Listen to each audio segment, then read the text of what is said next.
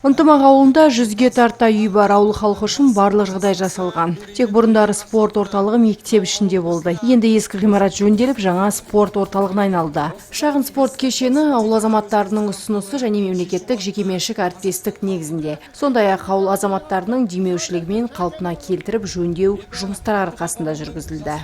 Ал ішіндегі қажетті құрылғыларды меценаттар сыйға тартты. Аудан әкімі ауыл жұртшылығын маңызды нысанның ашылуымен құттықтады.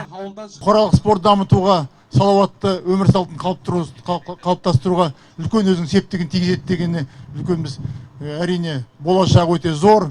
Және де біздің жастарымыздың бос уақытын тиімді дене шынықтыру арқылы, спортпен шұғылдану арқылы тиімді өткізетіні белгілі.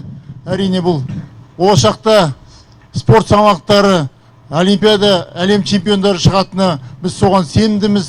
Спорт орталығының іші шағын, мұнда үстел теннисі, асық ату, шахмат және дене жаттықтыру залы мен жуыну бөлмесі бар. Қазірдің өзінде оқушылар мен жасөспірімдер келіп, спортқа қызу дайындалуда.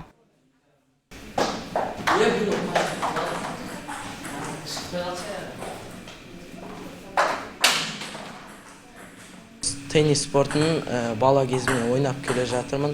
Осыған дейін біз мектеп спорт залында ойнаған болатынбыз. Қазір осы спорт мектебі ашылғалы біздің спортқа деген қызығушылығымыз арта бастады. Теннис спорты жайлы айта кететін болсам, теннис бұл адамның барлық физически мықты болады, және де математика жағынан да адам өзін жақсы дамытады деп айтуға болады. Бұл осы ашылған бері өте пайдалы болып келді. Әсіресе шахматтардан өте оңай болып жүр. Жарыстарға осы арқылы барып жүлделі орындар аламыз. Бұл бізге өте тиімді. Бұл жерде өте көптеген спорттар өтеді, ұйымдастырылады, жарыстар ұйымдастырылады. Соған біз дайындалып жүлделі орындар алуға барамыз.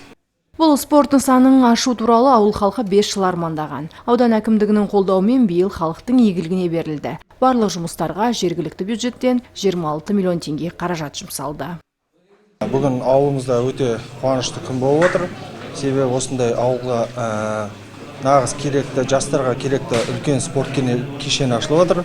Олда жастарға жаңағы бір күнде 30 шақты бала қабылдауға жүрген қабілеті бар.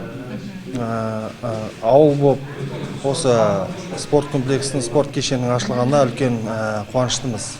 Шамырлатпады денені, көктудың желбірегені. Салтанатты ашылу рәсіміне аудандық мәдениет үйінің өнерпаздары қатысып, халыққа мерекелік көңіл күй сыйлады. Жан Нұрсінде Толақызы, Аңсар Балдақов, Гүлдана Құсайын, Сарыарқа телеарнасы.